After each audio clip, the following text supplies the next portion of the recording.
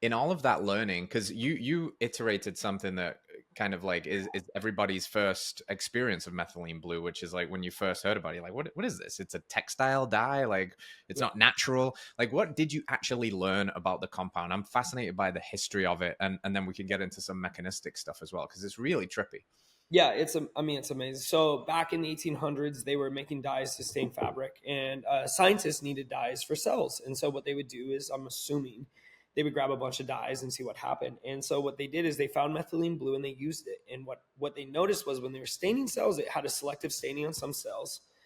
It did not bioaccumulate in the cells, meaning it went away, but it also killed parasites, but specifically malaria.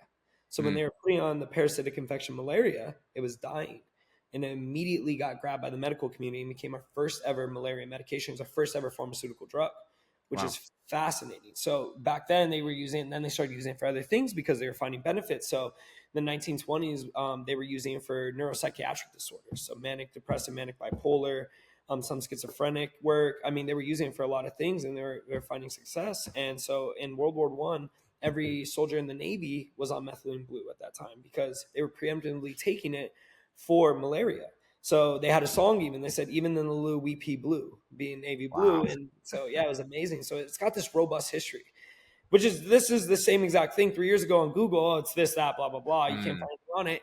And then you immediately like you kind of sift through and you open up a crack and it's this whole world of information on it. It's amazing. It's 100 years of use. This is not Ozempic. This is not Right. brand new. We don't know what that was going to happen. We have 100 years of use. So that's how it got issued into the world mainstream in the pharmaceutical industry. And then cannot patent methylene blue. So what they did is they synthesized it a few times, and then they ended up making hydroxychloroquine, and that became the malaria medication. They patented Mm. money off of it. Methylene blue started to go down the drain. We still use it. The WHO lists it as essential medicine, and we still use it for cyanide, jet fuel poisoning, methemoglobinemia, which could be a symptom of like cyanide poisoning. But we Mm. still use it modern day in very high doses in the medical field. And there's a lot of evidence or research on high dose use of methylene blue, Hmm. but it kind of got shuttled away on low dose benefits, which is crazy until the pandemic hit. And you got your Reddit biohackers, and they do what they do. They find crazy stuff, and it started Yeah. to resurface Yeah. again. And that's around the time I started to see it. Dude, it's crazy. What do you think is its primary method of action? Is it something to do with energy at the cellular level? Yeah, so mitochondria, powerhouse of the cell. Methylene blue at its core is a redox molecule, but it's an antioxidant for the mitochondria. So Hmm. the way vitamin C works for your immune system, this is a poor analogy, but that's the way methylene blue works on the energy system. So we eat food, and that food has to get turned into energy, and it goes through pyruvate, it goes through the citric acid cycle. You basically get these two compounds, NADH and FADH2, and they get to the mitochondria. And so the mitochondria has this raw material. And what it does is it takes electrons from that raw material, shuttles it through four complexes into a fifth complex. And along the way, you build up some static charge and everything. And then on through the fifth complex, which is actually a mechanical process, I won't get too crazy, but those electrons going through the four complexes out the cell membrane back in forces the cell membrane kind of turn, and it changes adenodiphosphate to adenotriphosphate, which is ATP, the body's energy currency. Yeah. And I won't get too crazy, there is a little bit of conflict of an argument, and it's kind of esoteric, it's kind of left field, but is ATP really our body's energy currency, or is mitochondrial water our body's energy currency? And methylene blue Mm. acts on both. And that's a fascinating topic, and you can spend 3 hours talking about. But that is how the body makes energy, is those electrons go through, and then you get ATP. ATP is what breaks off, and that actual break causes an energetic pulse almost, and that's how your body can do enzymatic functions, Hmm. breathe, think, etc. That's your life force, right? They're your energy currency. So it's like the power bank, the actual battery in the body. And so what happens is these electrons, when you get somebody with any mitochondrial damage, will slip out of that cell membrane and escape. And they Hmm. form with oxygen, they make reactive oxygen species. And those are good. You need those to break down older cell membranes, you need those to combat viruses, you need a level of oxidative stress in the body and reactive oxygen species. If you get too pro-oxidant, like they know this in athletes, their performance goes down. I mean, Yeah. sorry, when their oxidant status goes up through the roof, their performance goes down. So it's Yeah. redox, it's a balance. The problem is we have so many mitochondrial insults modern day. You have thousands upon thousands. You have 5G, you can get woo-woo with it.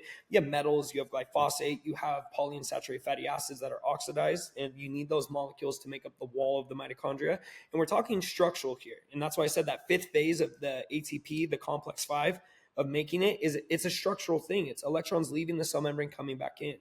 And if you get you can have leaky gut, you can have leaky brain, but you can have a leaky cell membrane. That's a whole other topic as well. And you get a leaky cell, and it's like you go CDR, cell danger response, chronic illness, etc. And I'm trying to keep it up top. I'm going a little in the weeds. You can always reel me back in. No, it's great, dude. This is awesome. Very helpful. So what happens is like the seed oil debate, oxidized polyunsaturated fatty acids. Well, those make up the wall of the mitochondria called the cardiolipin. You get a damaged wall. You get imagine a brick wall that's just crumbling and it's just bad. And you have leaky, inflamed cells. Well, more of those electrons slip out. And so they estimate like 1 to 2% electrons slip out. Well, if you have 10 to 20% of electron slippage, you get lowered ATP, higher reactive oxygen species. Disease, without a doubt, disease, aging, whatever you want to call it. You don't have energy to run your body.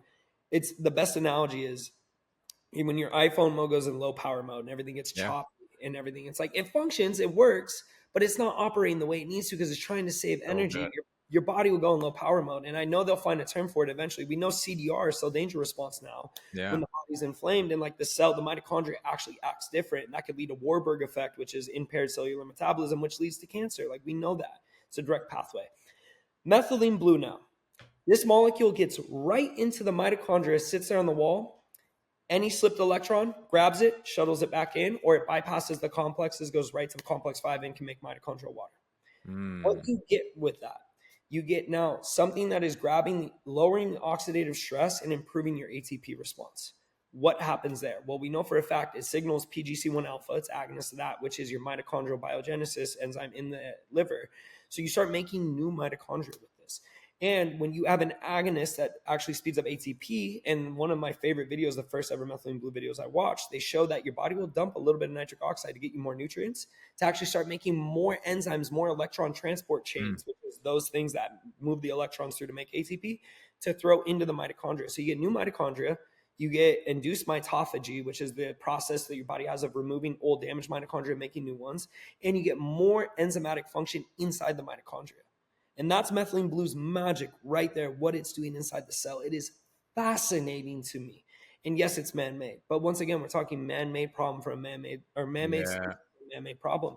You have 5G, you're on a phone, you have so many things that will inhibit your mitochondrial output, circadian rhythm screwed, etc. Methylene blue is the first thing. It's a tool. It's not a savior. It's not a lifelong thing you do. I've been off it for a while now, plan on redoing it, but I needed to test it and see how I felt off of it. Right. This is something you do. It will make long-lasting changes in your mitochondria. And the body is this big gearbox, right? And you get a little bit of sludge in this gear, and there's like just thousands of gears all spinning. You get a little bit of sludge here and there and there, and next thing you know, the gears can't spin as well, and they stop, and that's disease, that's chronic disease. And if you can just either clean up one of the sludge over here or like get one area spinning, usually everything else starts improving. That's why you get so many people detox and they kill parasites, everything works better. Or they remove metals, everything works better. They heal their gut, everything works better. They take methylene blue and their mitochondria output's better. One thing can have a myriad of benefits because everything's connected. And so methylene blue is one of those tools where you start fixing the mitochondria, one of the root causes of all issues in the cell, every cell in your body. And you get the benefits. And then the obviously the cognitive benefits, I just massively think is because you have more oxygen in the brain too. You're having more oxidative stress in the brain. And a concussion is an energy crisis in the brain. And that's why methylene blue can reverse those symptoms so fast, because you're removing the energy crisis. The brain can think again. When the brain can think, it can flourish. And don't get me started on placebo, nocebo, your mind, subconscious controlling your body. If you can think better and you have more energy in the brain to think good thoughts and you think them, everything else will improve. So it's one of the most beautiful things I was almost destined to find in this planet. All right, friends, thanks for tuning in to another episode of Radical Health Radio. We got a fresh new podcast for you every Wednesday. If you enjoyed the show, consider liking, subscribing, reviewing, and rating us on your podcast platform. It helps to spread this message of radical health. We'll see you next week.